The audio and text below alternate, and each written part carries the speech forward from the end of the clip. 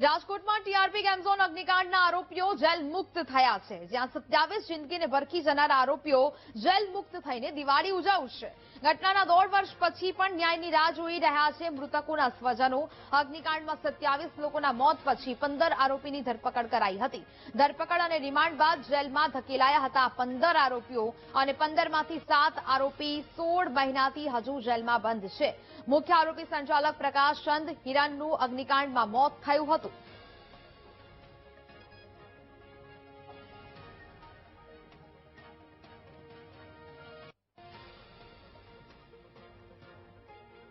તો જેલમુક્ત થયેલા આરોપીઓ જોઈએ તો assistant town planar Gautam Joshi કે જેને જામીન આપવામાં આવ્યા છે, Mukesh Makwana assistant town planar કે જે પણ અત્યારે જેલમુક્ત થયા છે ને જામીન મળ્યા છે।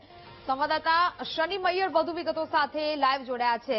શનિ, હજી પણ એ પરિવારો ન્યાય ઝંખી રહ્યા છે। બીજી બાજુ રાજકોટમાં જે ટીઆરપી ગેમ ઝોન અગ્નિકાંડના જે આરોપીઓ છે જેમને હવે જેલમુક્ત કરી દેવામાં આવ્યા છે ને જામીન મળી ચૂક્યા છે ને હવે તેઓ અહીંયા આવીને દિવાળી મનાવશે, પરંતુ એ પરિવારો કે જે હજી પણ એ 27 જિંદગીને ભરખી જનારા આ લોકો જેલમુક્ત થઈ ગયા છે, પરંતુ હજી એ લોકોને ન્યાય નથી મળ્યો।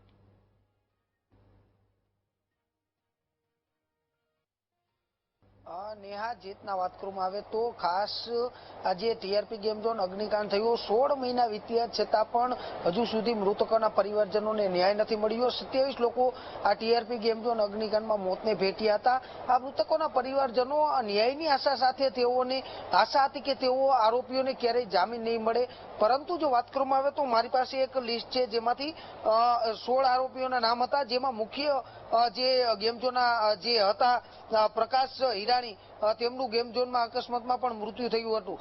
અન્ય 15 આરોપીમાંથી મુખ્ય 8 આરોપી કે જે અધિકારીઓ ગણવામાં આવે છે, તે અધિકારીઓ અત્યારે જામીન મુક્ત થઈને તેઓ દિવાળી મનાવવાની તૈયારી કરી રહ્યા છે।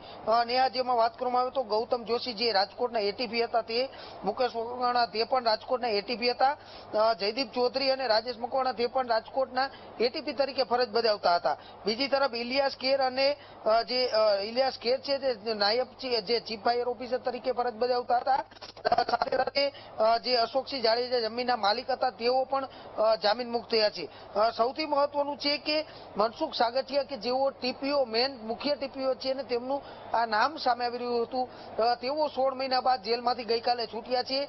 તાત્કાલિક તેઓને અચાનક તેઓને ત્રણેય કેસમાં જામીન મળતા તેઓ જેલમાંથી છૂટ્યા અને છૂટ્યા બાદ તેઓને તાત્કાલિક તે પોતા અજ્ઞાત સ્થળે પણ ચાલ્યા ગયા છે।